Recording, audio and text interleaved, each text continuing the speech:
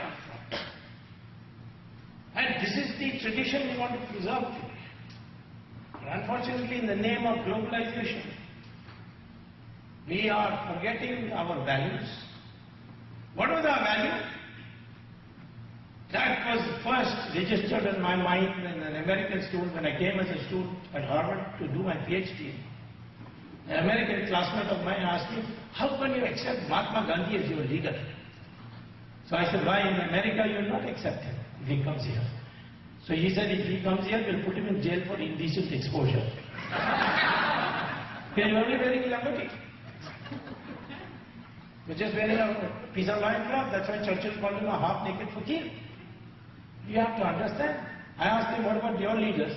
Oh, they must be very well dressed. Dress tie, dress suit, everything. See our leaders.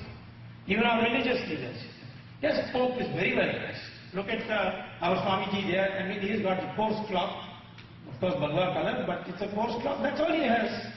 All our Swamiji, no matter how much big empire they have, they all wear simple clothes. Because that's the value.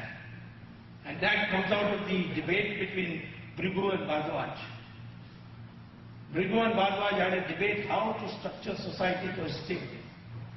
So Brigu said that the only way is if we decentralize power, and there are four sources of power, they must be decentralized. So Bhardwaj said, which are the four sources? He said, knowledge is a power, weapons is a power, wealth is power, land is power. And we must ensure that nobody has more than one of this. So those who have knowledge shall not have weapons, shall not have wealth, shall not have land. That is the Brahmin. Then the kshatriya. He may have the kingdom, but he cannot make decisions on when to go to war. For that he has to consult the people with knowledge, the Brahmins. He cannot decide on punishment. Vaishyas made wealth, but they didn't get their social status because of that wealth. If they sacrifice that wealth in philanthropy, they got status. Those who had land, they had to produce for the people first. Then they could think of making money. That was the system. It was not connected with birth. Because Lord Krishna says in Gita that the Varana Vyavastha is what to do with guna, not with birth. We are all born shoodras.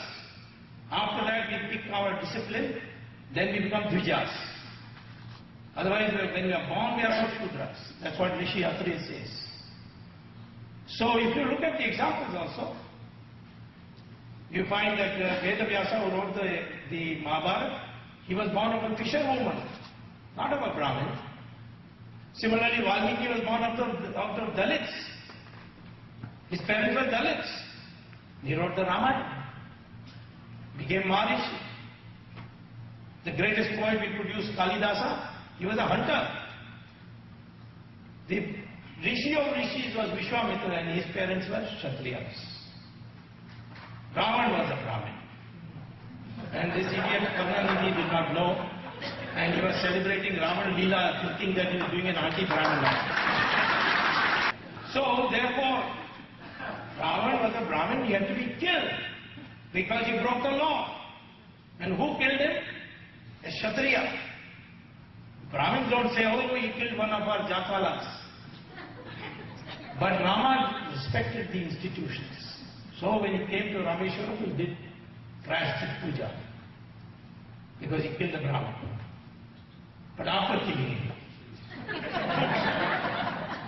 So I am saying that you could look at this. We venerated people who had knowledge. This is the knowledge century. Nothing to do with birth. It got degenerated when it connected with birth.